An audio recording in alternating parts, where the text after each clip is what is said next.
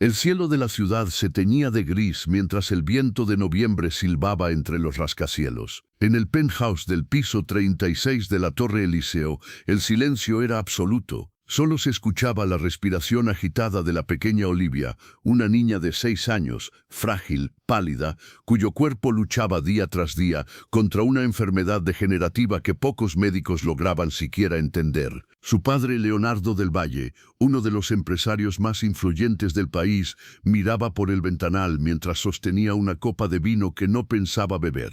El éxito nunca le había costado tanto. Era millonario, respetado, temido, pero por dentro estaba devastado. Desde la muerte de su esposa en un accidente inexplicable, hacía 3 años, Olivia se había ido apagando lentamente. Los mejores especialistas, los tratamientos más costosos, y aún así, su hija seguía empeorando. Leonardo era un hombre que no creía en los demás. Había aprendido a golpes y traiciones que el dinero atraía más hienas que aliados. Su mundo era exacto, predecible y sobre todo controlado.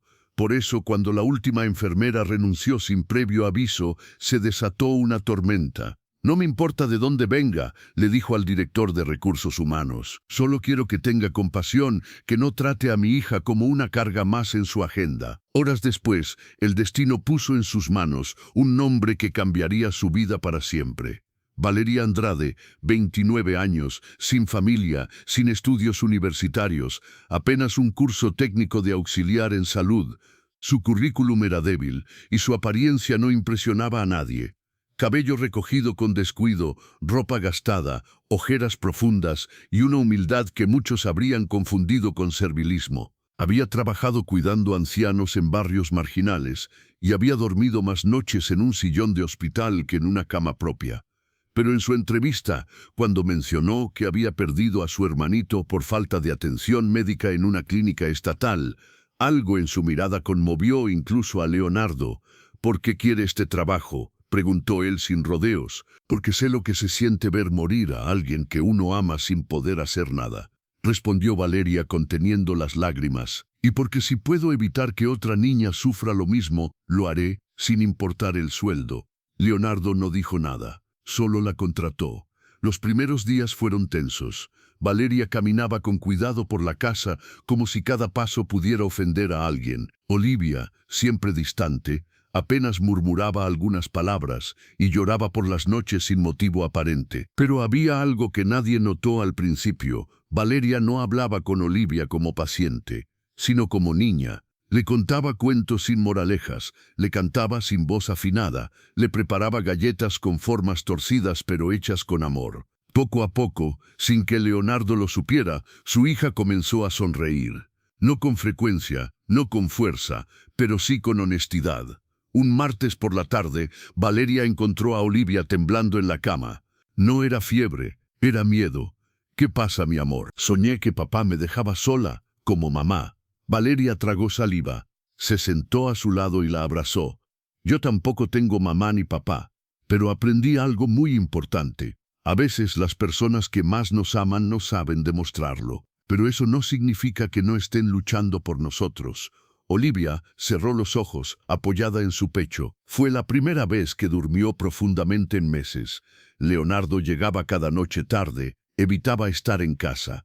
No sabía cómo ser padre. No sabía cómo lidiar con el dolor. Su forma de amar era proveer, solucionar, mandar. No entendía la ternura. La había perdido, pero notaba que algo en Olivia estaba cambiando. Comía un poco más, reía tímidamente, lo miraba a los ojos sin bajar la cabeza.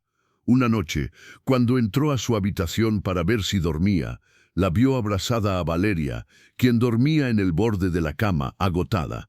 Por un instante sintió algo que no comprendía, celos, no de amor romántico, sino de conexión. ¿Por qué su hija podía confiar en una mujer que apenas conocía y no en él? Valeria no tenía una vida fácil. Vivía en una habitación alquilada, en una casa compartida con otras 6 personas. Apenas tenía para pagar el transporte, pero se aferraba a ese trabajo como quien sostiene una cuerda colgando de un precipicio. No por el dinero, sino porque por primera vez en años sentía que su existencia importaba para alguien. Pero no todos en la Casa del Valle compartían esa visión. Isabela, la secretaria personal de Leonardo, observaba a Valeria con desprecio. Había trabajado junto a él por años, y aunque nunca lo decía abiertamente, todos sabían que estaba enamorada de su jefe. Y ver a esa mujer pobre, de rostro sencillo y modales humildes, ganándose el cariño de Olivia, le resultaba intolerable. «Ten cuidado, Valeria. No estás en un hospicio», le susurró un día. «Aquí no basta con ser buena, también tienes que saber dónde estás parada». Valeria no respondió, pero esa noche, en su pequeño cuarto, lloró en silencio. Poco a poco, los días se volvieron rutina. Olivia la esperaba cada mañana con un dibujo nuevo. Leonardo, aunque distante, comenzaba a notar que su hija ya no se quebraba con facilidad. Y en uno de esos escasos momentos de sinceridad, le preguntó: «¿Cómo haces para que ella confíe en ti?». Valeria bajó la mirada. «La escucho, solo eso. A veces los niños no necesitan respuestas, solo necesitan que alguien no los interrumpa». Leonardo no supo qué decir. Por primera vez en años, alguien le enseñaba algo que no podía comprar con dinero. Pero la calma no dura para siempre. Una tarde, Leonardo tuvo que cancelar una reunión de emergencia. Regresó a casa 3 horas antes de lo habitual. El chofer lo dejó en la entrada lateral y subió sin hacer ruido. Caminó por el pasillo, dispuesto a entrar a la habitación de Olivia. Y fue entonces cuando lo vio. Se quedó paralizado. Su corazón se detuvo por un instante. Lo que encontró al abrir esa puerta no era lo que esperaba. Leonardo se quedó inmóvil, como si el aire se hubiera tornado de concreto a su alrededor. En la penumbra de la habitación, la imagen era desconcertante. Valeria estaba en el sofá junto a Olivia, pero no era una escena común. Tenía el rostro manchado de lágrimas y estaba abrazando a la niña con fuerza, con desesperación, y le susurraba algo que él no alcanzaba a escuchar. El cuerpo de Olivia estaba flácido, sus labios tenían un leve tinte azulado y su respiración era irregular, casi imperceptible. «¿Qué pasó?», rugió Leonardo, irrumpiendo con los ojos desorbitados.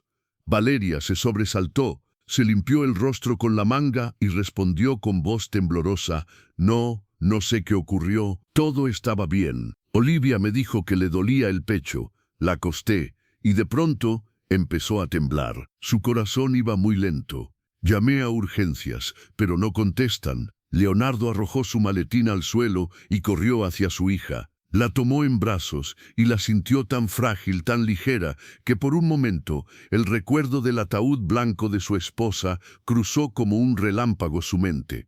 «Haz algo», gritó, sin saber siquiera a quién se dirigía. «Soy auxiliar, no doctora, pero ya le di lo que me enseñaron como primer auxilio. Necesito que respire, por favor». Olivia apenas abrió los ojos, pero al ver a su padre murmuró algo que desgarró el alma de ambos. «Te vas a enojar con ella», y volvió a cerrar los párpados. Los paramédicos llegaron minutos después. Estabilizaron a la niña, le aplicaron oxígeno e informaron que había tenido un episodio de bradicardia aguda, provocado por una combinación de tensión emocional y agotamiento físico. «Es común en cuadros como el de ella», explicó uno de los médicos mientras la trasladaban en camilla. «Pero si no la hubiera contenido emocionalmente en ese instante, no estaría respirando». Leonardo giró lentamente la cabeza. Valeria estaba de pie, a un lado con las manos temblorosas, y aunque él no era hombre de mostrar emociones, algo dentro de él colapsó. «Gracias», le dijo en voz baja, sin mirarla a los ojos. El hospital se convirtió en su nuevo centro de operaciones por los siguientes días. Leonardo contrató a médicos de 3 países diferentes. Olivia permanecía en observación, y él no se despegaba ni un instante de su lado. Pero lo que más le sorprendía no era la respuesta de los doctores, sino de su propia hija. Cada vez que despertaba, preguntaba: «¿Dónde está Valeria?». Y cuando la joven cuidadora llegaba, siempre con una sonrisa, aunque con el rostro cansado, Olivia parecía relajarse de inmediato, como si su sola presencia calmara una tormenta interna que ni la medicina podía controlar. Durante una noche larga, mientras Olivia dormía, Leonardo se acercó a Valeria, quien estaba sentada en la sala de espera, con los brazos cruzados y los ojos hinchados de no dormir. «¿No tienes familia que te ayude con esto?». Ella negó con la cabeza. No desde hace mucho. Mis padres murieron cuando era chica. A mi hermano lo perdí por negligencia médica. Lo llevé yo sola al hospital, caminando kilómetros. Cuando llegamos, ya era tarde. Desde entonces hago esto. Leonardo frunció el ceño. Esto, ayudar a los que nadie ve, a los que nadie escucha, aunque sea una sola persona a la vez. Hubo un silencio pesado, casi incómodo. Nunca conocí a alguien como tú, dijo él de pronto, casi sin pensarlo. Valeria bajó la mirada, incómoda. No sabía si aquello era un elogio o una advertencia, pero en medio de la recuperación de Olivia, el veneno comenzó a filtrarse. Isabela, la secretaria, había escuchado rumores sobre lo ocurrido. Su posición cercana a Leonardo la hacía sentirse con poder, pero también con celos. Y ahora que Valeria parecía ganarse no solo la confianza de la niña, sino también la atención del millonario, decidió actuar. Un día, sin previo aviso, apareció en la oficina de Leonardo con un sobre. No quería hacer esto, dijo con falsa preocupación, pero creo que necesitas ver quién es realmente esa mujer. Dentro del sobre había una carpeta con documentos impresos, antiguos registros judiciales, informes laborales y una hoja que resaltaba con marcador fluorescente. Leonardo lo leyó en silencio y su expresión se endureció. Valeria había sido denunciada por negligencia cuando trabajaba en un geriátrico de mala reputación 5 años atrás. Una anciana murió en su turno. La investigación la exoneró por falta de pruebas, pero el daño estaba hecho. Su nombre quedó manchado y ningún centro de salud serio volvió a contratarla. ¿Por qué no lo dijo antes? Leonardo murmuró, cerrando el sobre con los dientes apretados. Quizás porque no quería que supieras quién era realmente, respondió Isabela, con una sonrisa afilada. Esa noche, cuando Valeria llegó al hospital con una caja de crayones para Olivia, fue detenida en la entrada. «Señorita, órdenes del señor del Valle», le dijo el guardia. «No puede ingresar». Valeria sintió un frío recorrerle la espalda. «¿Qué? ¿Por qué?» «Lo siento, eso es todo lo que nos dijeron». La mujer permaneció allí, inmóvil, bajo la luz blanca de los fluorescentes, como si todo lo que había construido se desmoronara en cuestión de segundos. No lloró, no gritó, solo se dio la vuelta y caminó. Dentro de la habitación, Olivia lloraba. No quería comer, no quería hablar. Solo repetía una y otra vez, «¿Dónde está Valeria?». Leonardo no podía responder. No tenía palabras, pero en el fondo algo le quemaba el alma. Sabía que había cometido un error, un juicio impulsivo, una reacción propia de quien vive entre abogados y traiciones. Pero, ¿y si se equivocaba? ¿Y si había juzgado a la única persona que de verdad se había quedado cuando todos se fueron? Días después, recibió un sobre sin remitente. Dentro había una carta escrita a mano. Era de una paciente anciana, escrita con torpeza, con tinta corrida y temblores. Decía, no sé si la recuerdan, se llamaba Valeria. Era la única que me hablaba como persona, y no como un mueble viejo. Ella no tuvo la culpa. El médico no llegó. Ella hizo todo lo que pudo, pero nadie le creyó. Yo sí, porque esa muchacha me trató con dignidad. A veces, eso vale más que cualquier diploma. Leonardo se quedó en silencio y por primera vez en años lloró, no por tristeza, sino por vergüenza. La casa del Valle, a pesar de sus paredes revestidas en mármol y su decoración de diseñador, se sentía más fría que nunca. Olivia había sido dada de alta, pero algo en ella se había apagado desde el día que dejaron de permitirle ver a Valeria. Ya no pedía cuentos, no pedía galletas. Solo miraba por la ventana, con la esperanza ingenua de que esa figura delgada, con su uniforme blanco arrugado, apareciera con su sonrisa torpe y su voz suave. Leonardo, por su parte, estaba en guerra consigo mismo. No podía dormir. Las palabras de aquella carta anónima retumbaban como tambores en una cueva vacía. Él, el empresario implacable, el hombre que no creía en lágrimas ni disculpas, sentía ahora una culpa tan pesada que comenzaba a erosionar sus cimientos. Revisó el expediente de Valeria nuevamente. Había omitido una hoja, una copia de la resolución del caso del geriátrico. Allí estaba, inocente por falta de evidencia concluyente y testigos clave que confirmaron su proceder ético y correcto durante la emergencia, y entonces lo entendió. Ella no se lo había ocultado. Simplemente sabía que en su mundo, el de los trajes caros y la hipocresía elegante, nadie le habría creído. Una mañana, cuando Olivia se negó a desayunar, Leonardo se acercó a su cama con una sinceridad que pocas veces había mostrado. ¿Qué haría si trajera a Valeria de nuevo? Los ojitos de la niña se encendieron por un momento, pero luego los bajó. No va a volver, tú la echaste. Me equivoqué. Olivia no respondió, pero una lágrima rodó por su mejilla. Esa noche, Leonardo se sentó solo en su oficina.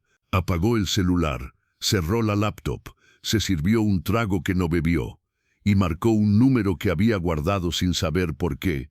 Valeria, soy Leonardo, necesito hablar contigo. Silencio. No tengo nada más que decir, señor del Valle, respondió ella, con una voz firme, diferente. No era la Valeria sumisa que había cuidado de su hija. Era otra, más fuerte, más dolida. Quiero pedirte perdón. No me lo debe a mí. Pídaselo a Olivia. La llamada se cortó. Durante 3 días, Leonardo intentó encontrarla. Llamó a hospitales, buscó en redes sociales, incluso envió a su chofer al barrio donde decía vivir, pero no hubo rastro. Fue entonces cuando Olivia cayó nuevamente enferma. La fiebre subió, sus pulmones ya delicados comenzaron a colapsar. No quiero que me lleves al hospital, gritaba la niña. Solo quiero a Valeria. Y fue ahí donde Leonardo, desesperado, hizo algo que jamás había imaginado hacer. Salió a buscarla a pie. Caminó por barrios donde nunca habría pisado ni por equivocación. Preguntó a desconocidos, mostró una foto tomada a escondidas por las cámaras de seguridad de su casa. ¿La han visto?, preguntaba, con los zapatos lustrados cubiertos de polvo. Finalmente, en una calle oscura de Villa San Gabriel, un hombre le indicó: esa mujer trabaja por las noches en un comedor popular, allá en el barranco. Leonardo bajó por las escaleras del cerro, resbalando, maldiciendo su ropa costosa, y ahí, bajo un techo de calaminas, entre niños descalzos y ancianos con hambre, la vio. Valeria, con una cuchara en la mano, servía sopa a una anciana que no podía levantar los brazos. Llevaba el cabello recogido, la cara manchada de sudor, y sin embargo, sonreía. No era una sonrisa forzada, era auténtica, era la misma que había sanado a su hija. Leonardo se acercó avergonzado. «Necesito hablar contigo, por favor». Valeria lo miró, sus ojos ya no temblaban. «Aquí no hay necesidad de trajes ni disculpas, señor del Valle. La gente que viene aquí ya está rota». «Yo también lo estoy». Hubo un silencio largo, muy largo. «Olivia está mal, te necesita. Y yo también».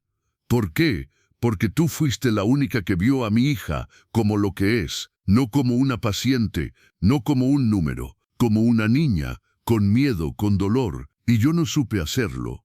Valeria lo miró con dureza. «¿Y qué cambió?» «Yo, al menos eso intento».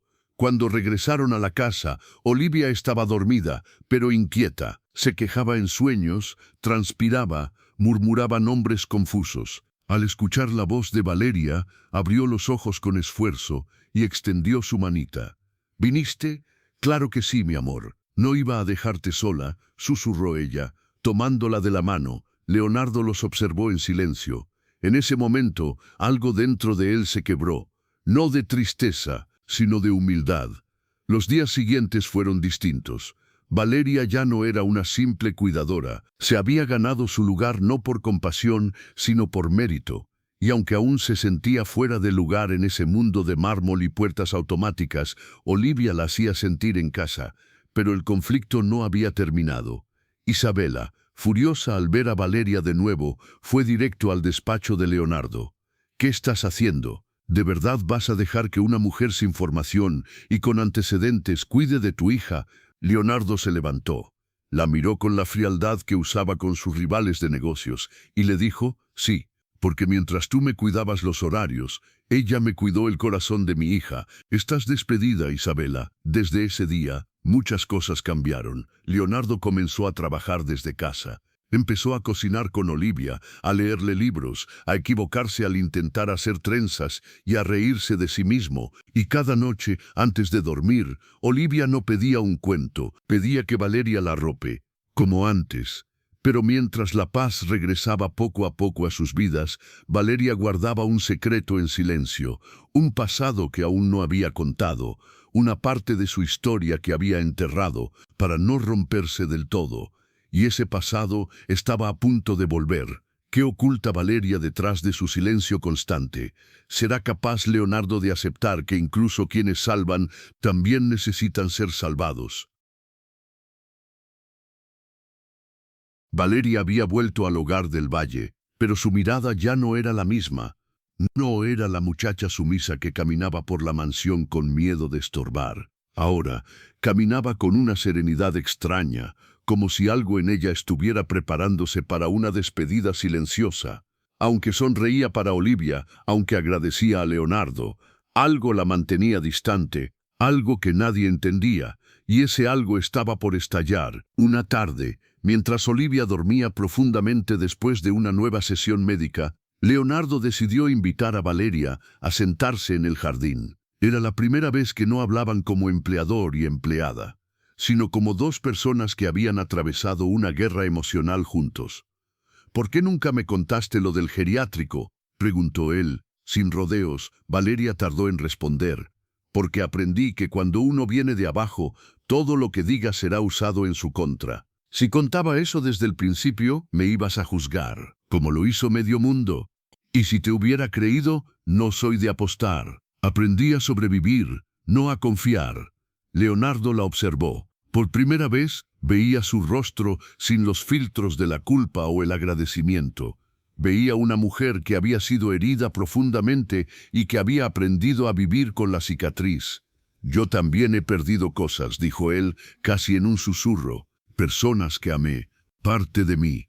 Pero tú te mantienes de pie». Valeria lo miró por un instante, con una mezcla de tristeza y ternura.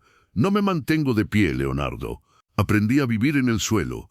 Esa noche, mientras Olivia dormía, Valeria se encerró en el baño y sacó una pequeña caja de su mochila. Dentro había 3 cartas arrugadas y una foto vieja. En la imagen se veía a Valeria, mucho más joven, con el rostro ilusionado, abrazando a un hombre de aspecto callejero, rebelde, de mirada intensa. En su vientre, una mano descansaba. Estaba embarazada. Abrió una de las cartas. Tenía la tinta corrida y estaba firmada con un nombre que hacía años intentaba olvidar. Rodrigo Márquez. «Valeria, no sé si te llegue esta carta. Me llevaron al Lurigancho. Dicen que maté a ese hombre, pero tú sabes que fue defensa. No me dejaron ver a nuestro hijo. No me dejaron ni despedirme. Perdóname. Te juro que saldré de aquí y los buscaré. No me olvides». Valeria cerró los ojos con fuerza. El hijo, su bebé, el que le quitaron después de nacer por no tener condiciones mínimas de maternidad, el que fue entregado en adopción sin su consentimiento, mientras ella era internada durante semanas por depresión posparto. Al día siguiente, Olivia la sorprendió con una pregunta extraña. «¿Tú tuviste un hijo alguna vez?». Valeria se atragantó. «¿Por qué preguntas eso, amor? Anoche soñé que tenías un bebé, pero no lo podías abrazar, solo lo veías desde una ventana». Valeria sintió que el corazón se le partía en dos.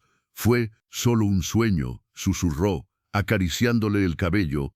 Pero no era un sueño, era una herida abierta que jamás había sanado.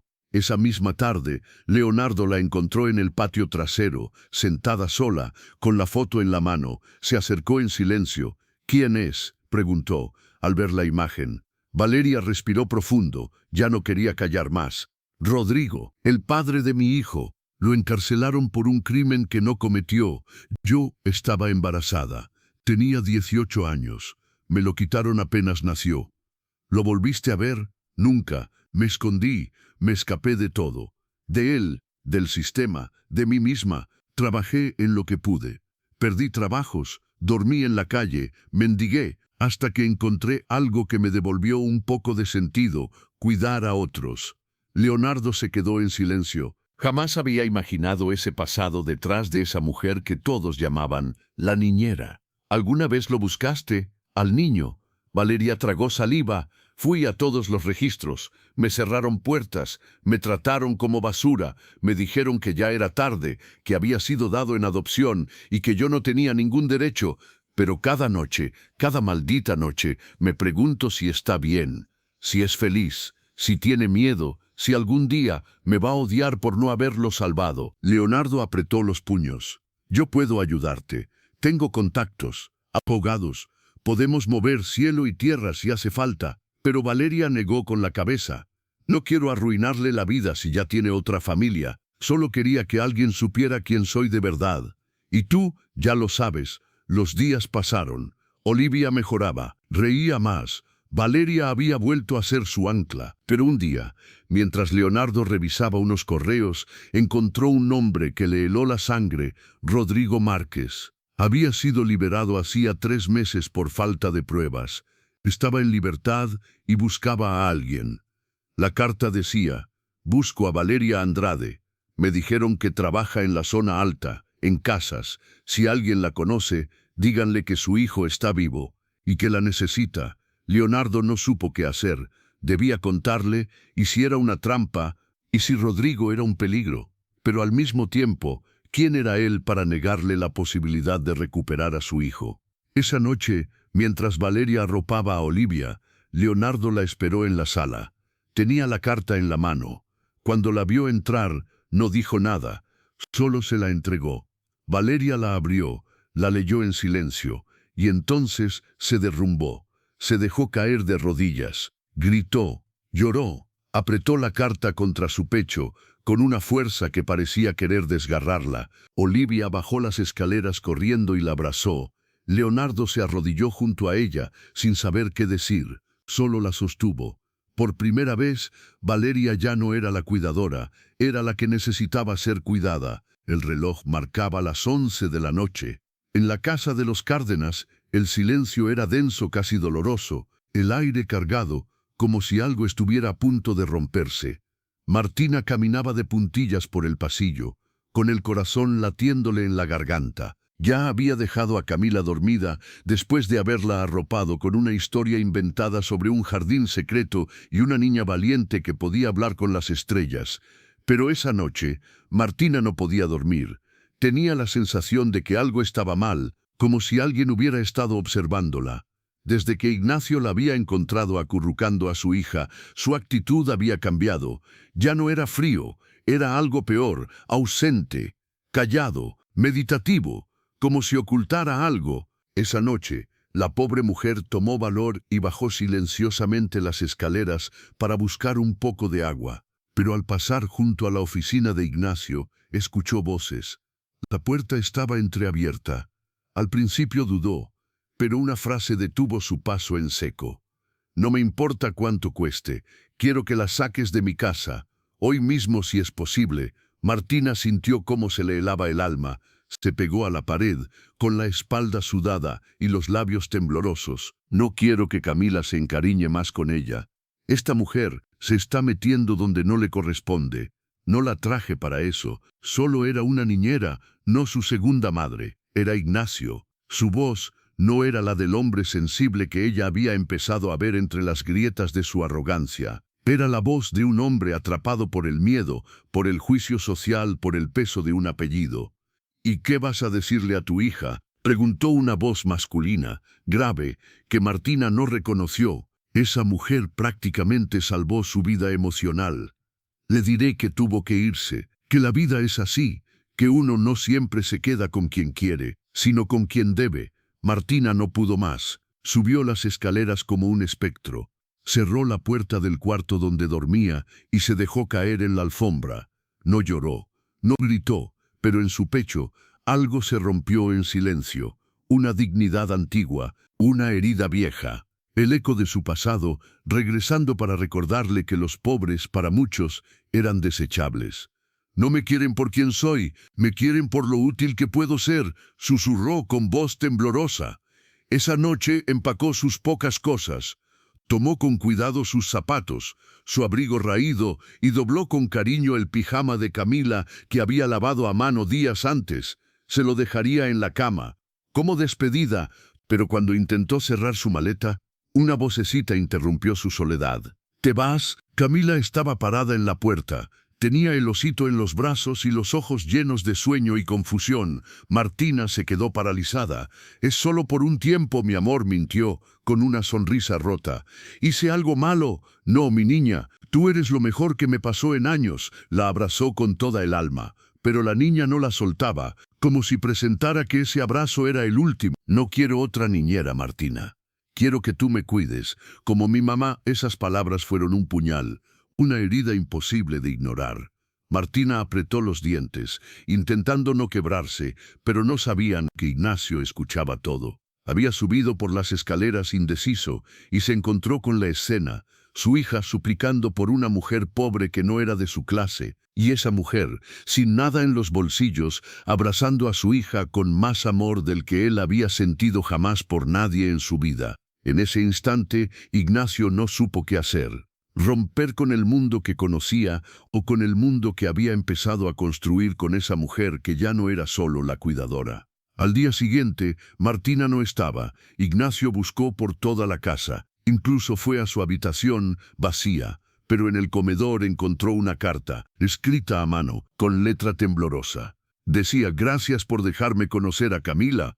Por un instante volví a sentirme valiosa. Sé que no pertenezco a su mundo y no quiero interponerme entre ustedes. Solo le pido que no la deje sola. Ella no necesita una niñera, necesita una madre. Cuide de su corazón, porque ese corazón vale más que toda su fortuna». El millonario se dejó caer en una silla. En silencio, por primera vez en mucho tiempo, sintió que había perdido algo que el dinero no podía comprar. Mientras tanto, en el distrito más humilde de la ciudad, Martina caminaba bajo la lluvia, con la maleta en una mano y el alma en pedazos. No sabía si volvería a verla, pero sí sabía algo: ya no era la misma. Camila le había recordado que no era invisible, que aún podía ser amada, y eso para ella era más que suficiente. Los días que siguieron a la partida de Martina convirtieron la casa de los Cárdenas en un mausoleo. Todo estaba en su sitio, reluciente, perfectamente limpio, pero vacío. Muerto, como si alguien hubiera arrancado el alma del lugar sin previo aviso. Camila ya no sonreía, se negaba a comer, no hablaba, solo se sentaba en la escalera cada tarde, mirando la puerta principal como si esperara que de pronto se abriera, y ella apareciera otra vez con su bufanda remendada y esa sonrisa dulce que curaba todos los miedos. Ignacio, por su parte, era una sombra de sí mismo. Había intentado reemplazar a Martina. Contrató a 2 niñeras nuevas. Una renunció al segundo día. La otra no duró ni una semana. Camila no las miraba. No se encerraba en su habitación y abrazaba fuerte el osito que Martina le había cosido. Y en cada rincón de la casa, él sentía la ausencia. La taza de té que ya nadie preparaba como a Camila le gustaba, la risa en la cocina, las canciones suaves que ella canturreaba mientras tendía la ropa, el olor a jabón barato en los pasillos, todo le recordaba a esa mujer que había despreciado, que había llamado niñera cuando en realidad había sido todo. ¿En qué momento dejé que el orgullo pesara más que el amor?, se preguntaba Ignacio frente al espejo. ¿Por qué demonios no la detuve esa noche? La respuesta era simple: miedo. Miedo al qué dirán, miedo a manchar su apellido, miedo a reconocer que se había enamorado de una mujer pobre, sin títulos, sin joyas, sin historia, pero con un alma tan grande que su hija la reconoció como madre antes que él pudiera entender lo que tenía frente a los ojos. Y un día lo entendió. Fue una tarde lluviosa.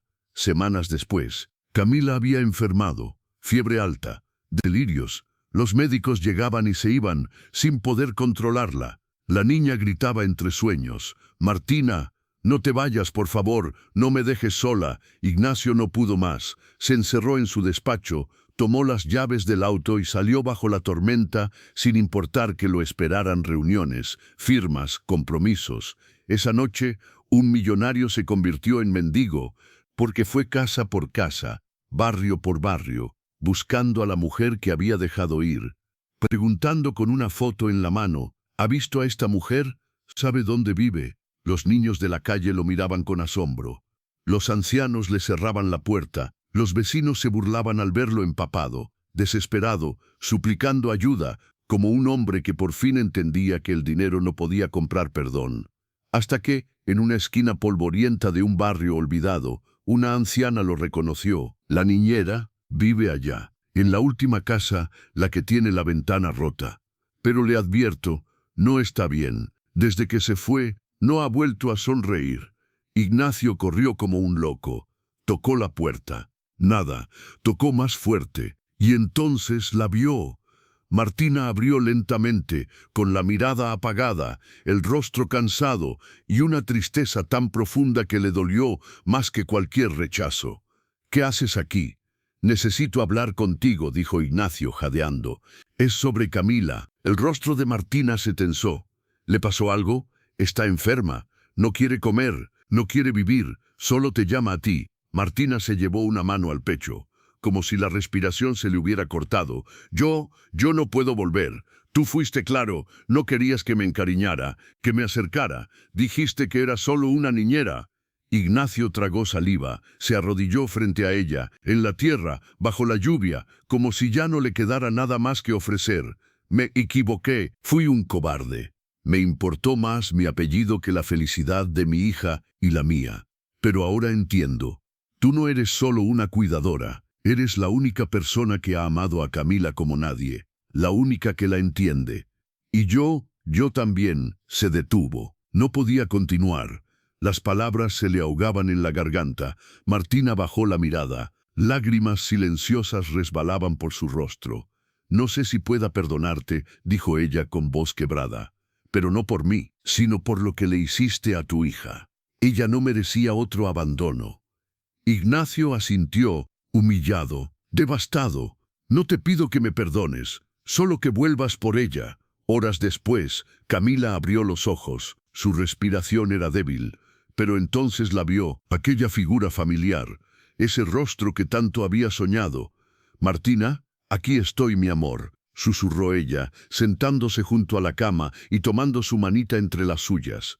La niña sonrió, pequeñito, apenas una curva de labios, pero suficiente para que su fiebre empezara a bajar como por arte de magia. Y allí, en ese cuarto frío, en medio de una tormenta que ya no dolía, Ignacio se sentó al otro lado de la cama, miró a ambas y supo sin dudarlo que ya no volvería a ser el mismo.